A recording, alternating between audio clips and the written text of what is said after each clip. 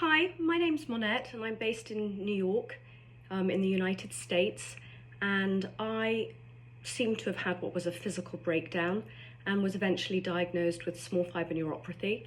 I was in agony. I could not move my body. I had sensations everywhere, burning, cold, numbness, buzzing in my head. It even impacted my eyesight. I decided that the neurologists were wrong and that I was broken, and I started to read about John Sarno, MD.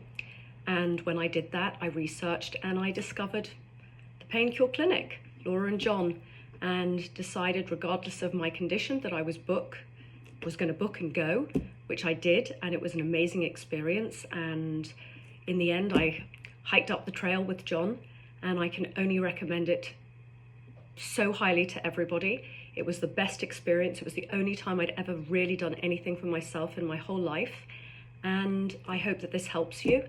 And I'm weight training, spinning, hoovering and ironing in amongst our COVID lockdown. I'm able to be totally self-sufficient again. 2 months ago, I couldn't have functioned. So I want to say, I hope that you get well too, and that you can get help with Laura and John. Bye.